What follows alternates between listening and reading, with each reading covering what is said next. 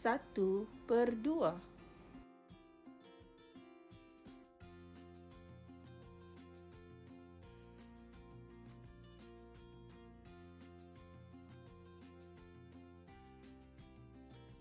Satu per tiga.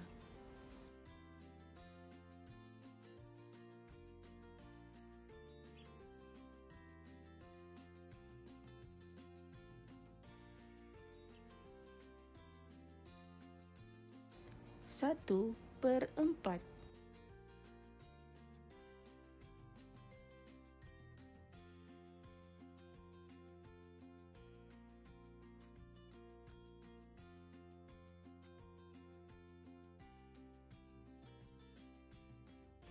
Satu per lima.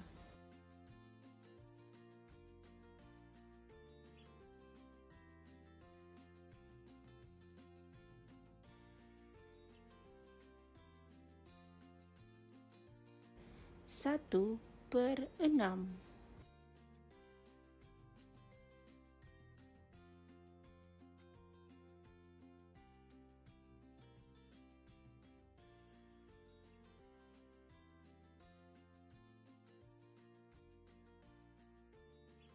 Satu per tujuh.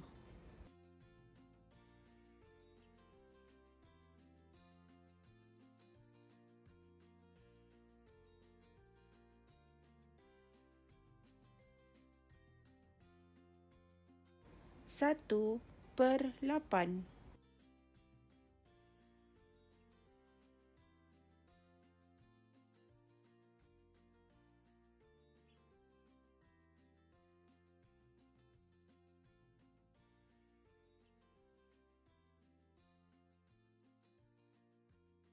Satu per sembilan.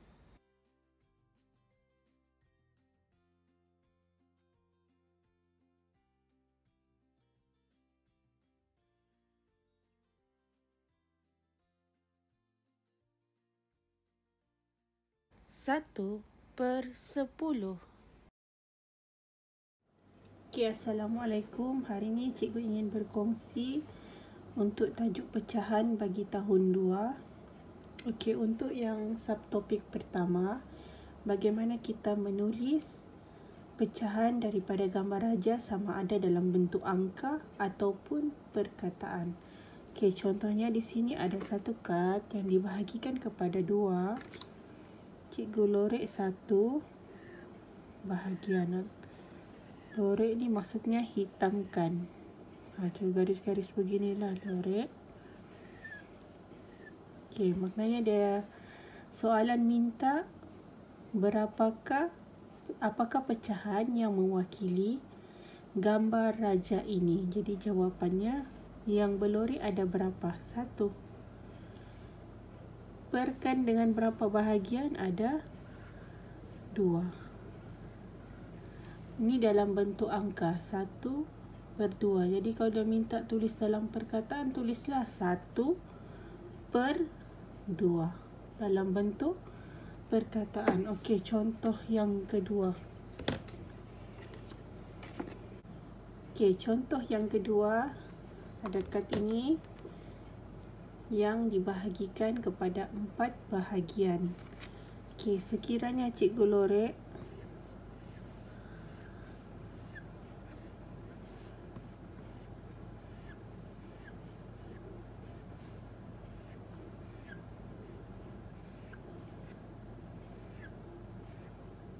Okey, dan soalan bertanya, apakah pecahan yang mewakili kawasan berlorek? Jadi di sini kita lihat ada berapa kawasan yang berlorek? 1 bahagian, 2 bahagian, 3 bahagian. Jadi 3 di atasnya. Perkan dengan bahagian keseluruhannya ada 4. Jadi cara baca pecahan ini adalah 3/4.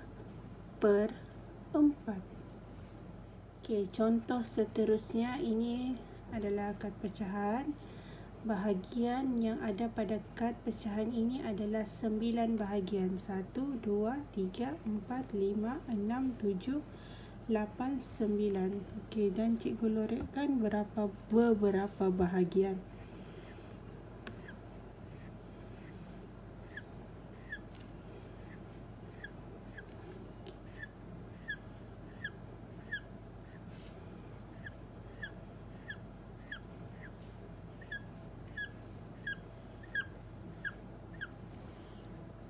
Okey, jadi soalan meminta anda untuk menyatakan pecahan yang mewakili gambar raja tersebut ataupun gambar raja ini. Jadi kita lihat berapa kawasan berloreknya. 1, 2, 3, 4, 5.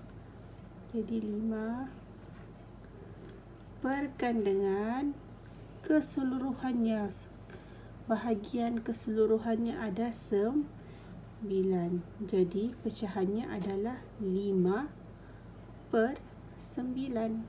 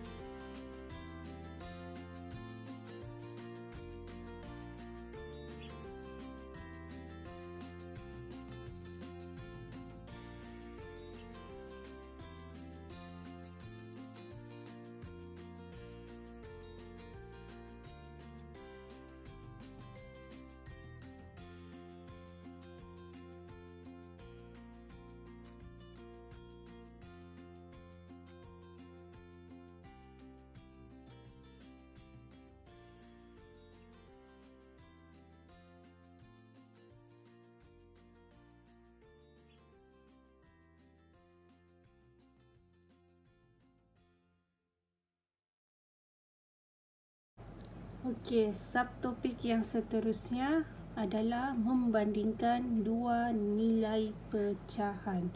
Okey, contoh pertama ni cikgu bagi dahulu nilai pecahan yang sama dia punya bahagian. Maksudnya bawahnya ni memiliki nombor yang sama. Jadi gambar rajahnya pun sama, memiliki 5 bahagian. Yang di sini pun 5 bahagian. Okey, kita lihat dulu yang pertama 2/5. Jadi kita lorekkan di sini 2/5. Maknanya 2 bahagian yang dilorekkan.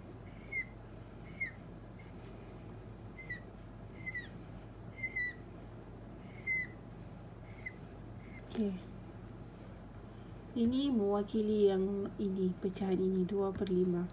Okey, yang di bawah ni 4/5. Bermakna ada 4 bahagian yang dilorekkan.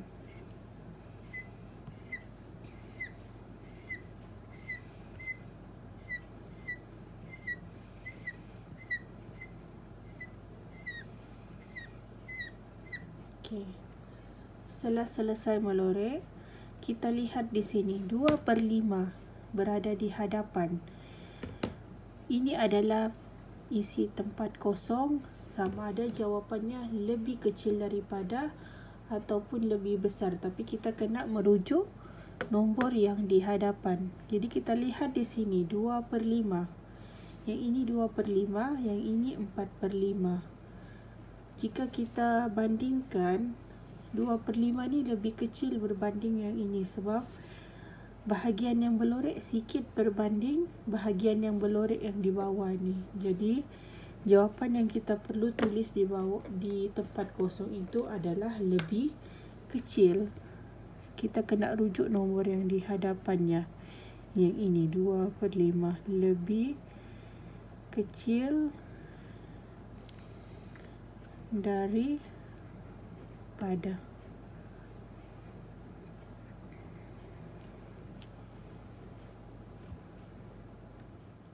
Okey, contoh yang seterusnya, cikgu akan bagi contoh nombor yang memiliki bahagian bawahnya ni berbeza. Jika kita lihat di sini penyebutnya berbeza. Yang di sini 5, yang di sini 10. Jadi kita ambil kad yang sama besar ya. Ini sama besar.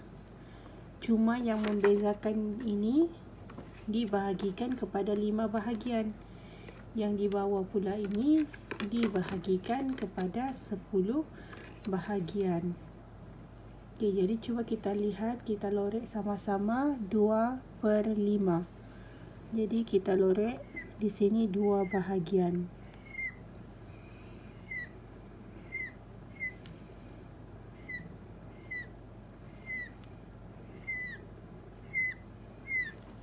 Okey. 2/5.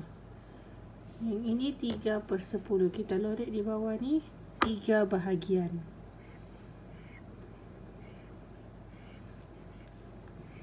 Dua.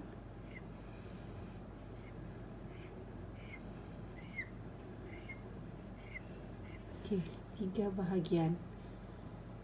Okey, murid-murid selalu keliru bila mereka nampak bawahnya ni 10.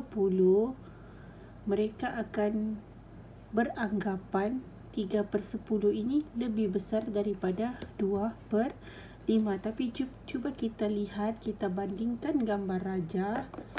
Okey, gambar raja di sini kalau kita lihat 2 bahagian berlorek dia sampai sini kan.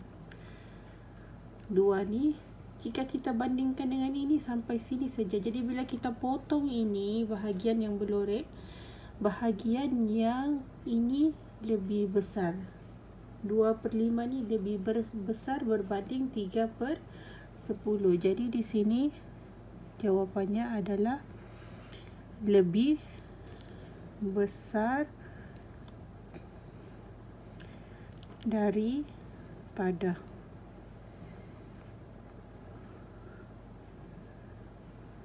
Okey, jadi lepas ni kita kena lukis dulu gambar raja untuk mengetahui mana nilai pecahan yang lebih besar. Jangan kita nampak di bawahnya ini 10, kita beranggapan pecahan ini lebih besar daripada 2/5. Okey, ini daripada melukis gambar raja. Ada lagi satu kaedah macam mana kita ingin tahu pecahan mana yang lebih besar. Okey, di sini kita ada 2/5. Di sini 3/10. Okey, jadi kita cuba ubah yang pecahan yang memiliki ini penyebutnya. 2 penyebut ini kita usahakan untuk samakan penyebutnya. Sebab bila sama, mudah untuk kita lihat yang mana besar, yang mana kecil hanya dengan melihat angka pada tempat pengangka di atas, maksudnya nomor yang mewakili pecahan yang di atas. Okey, macam 5 kita boleh jadikan 10. Macam mana 5 kita darabkan dengan 2? Dia akan jadi sama kan? Akan jadi 10. Ini pun kita darabkan dengan 2. Jadi pecahan yang terhasil apabila kita sudah darab nomor pecahan ini, kita akan dapat 4/10. Jadi bila penyebutnya telah sama, mudah untuk kita melihat nilai mana yang lebih besar, sama ada 4 kah ataupun 3. 4 lebih besar daripada 3, bermakna 2/5 ini lebih besar daripada 3/10.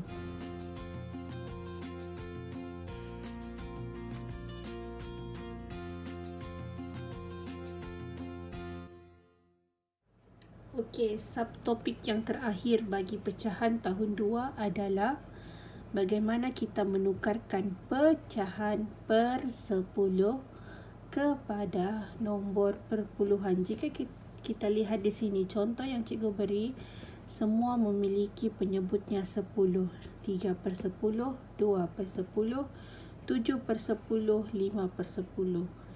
Jadi di sini silibusnya, maksudnya silibus untuk tahun 2 hanyalah menukarkan pecahan per 10 kepada nombor perpuluhan. Okey. Senang sahaja, kita akan menggunakan kaedah ombak ke kiri 1 kali. Okey, di sini 3. Kita letakkan titiknya di belakang. Di belakang 3, ombakkan, kita gunakan kaedah ombak ke kiri 1 kali. Jadi tangan kiri kita di sini, jadi ombak tu ke kiri kita, ke kiri sebelah sini sebanyak 1 kali. Sebab apa 1 kali? Kita lihat berapa bilangan sifar pada bawahnya ini, hanya ada 1. Jadi kita ombakkan sekali. Jadi titik sudah berpindah di sini. Titik sudah berpindah di sini. Jadi apa yang kita perlu buat? Kita hanya perlu buat tambahkan sifar di hadapan ini. Dan kita tulislah semula berapa nombor perpuluhan. Jadi sifar perpuluhan 3. Okey, contoh yang kedua sama juga seperti tadi, ombak ke kiri 1 kali. Kenapa 1? Sebab bilangan sifarnya yang di bawah pecahan ini adalah 1 sahaja. Ombak ke kiri kamu, letak titik di belakang, ombakkan ke sebelah kiri 1 kali. Titik berpindah di sini. Titik sudah berpindah di sini. Di sini tiada lagi titik. Dan bila titik di sini, kita wajib letak nombor di hadapan. Jadi nombor yang kita boleh letak hanyalah nombor sifar. Jadi jawapannya adalah sifar perpuluhan 2. Okey, contoh seterusnya 7/10. Okey, sama seperti tadi, letak titik di belakang dan gerakkan 1 kali ke kiri kamu. Kenapa 1 kali? Sebab ada 1 sahaja sifarnya. Kita gerakkan 1 kali, titik akan berpindah ke sebelah sini. Jadi titik di belakang tiada sudah. Jadi kita letak sifar di hadapannya. Jawapannya adalah sifar perpuluhan 7. Okey, contoh yang terakhir 5/10. Sama juga seperti tadi, langkah pertama letak titik di belakang, gerakkan ke kiri kamu sebanyak 1 kali. 1. Jadi titik sudah berpindah di sini dan di hadapannya kita letak sifar. Jadi jawapannya sifar perpuluhan 5. Okey, cikgu harap kamu faham macam mana menukarkan pecahan per 10 kepada nombor perpuluhan. Itu sahaja setakat ini perkongsian daripada cikgu. Terima kasih. Jangan lupa subscribe, like dan komen.